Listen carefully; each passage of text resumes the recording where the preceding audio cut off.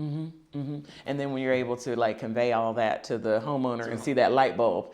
Yep. So you see the light bulb, and sometimes you see them get dim a little time because every now and again, well, a lot of times I don't give a lot of good news sometimes, but that's my job to let you know what's going on. So sometimes that excitement does bog down, but I'd rather you know, like, hey, it's going to cost me this amount of money. I'm going to have to fix this amount of things before I move in versus just jumping in and finding out later. Absolutely, because like you said, there's no house that's perfect. Because even on new construction, which I always recommend that clients that are buying new construction get pre-drywall inspections, get a final home inspection, and all those things. Because even brand new homes are not perfect. Nothing's perfect. They're all built by people. I have yet to get a blank inspection report.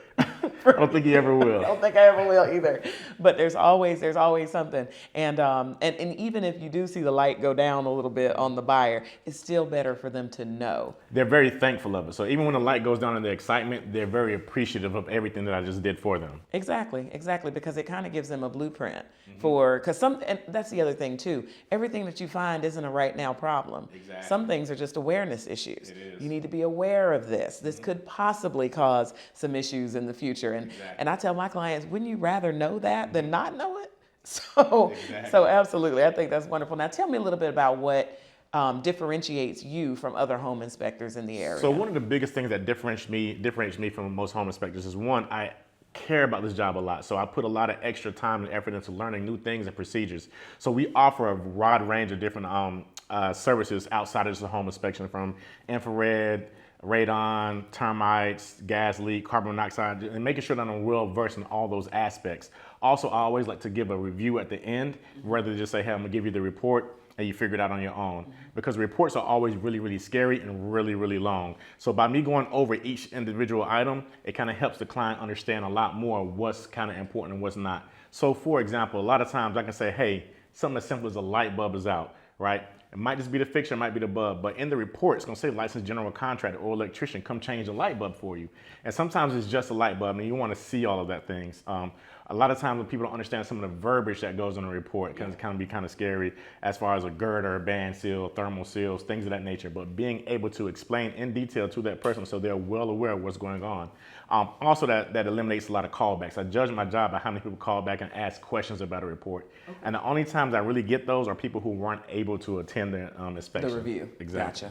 Gotcha. Yeah, and that's one of the things I know from working with you. That's one of the things that I appreciate the most is that because in the past I've had inspectors who may have done a great job inspecting the house, but if you can't convey the information to the homeowner in a way that makes them feel comfortable that you're the expert, then it can be a little bit of a disconnect there. So that's one of the you're like, I'm the authority on this. I know what I'm talking about, and this is what I found. And I can answer all the questions that you have, and I've found over the years that about literally 90% of my clients don't never read the report. The agent reads it, says this is what we think, and then they go with that. You know, it really is a lengthy report. It kind of repeats itself. There's a standard that we have to follow in North Carolina and South Carolina, how we have to write the report.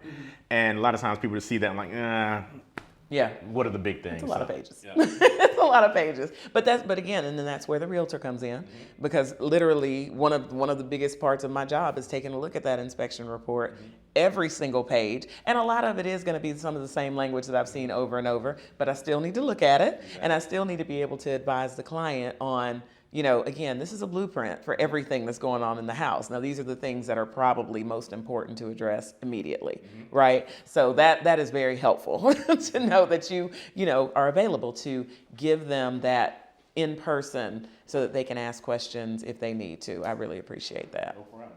I really appreciate that. So let me ask you this then. What's next for you? You're a business owner, a home inspector that has a growing business. What's next for you in your business?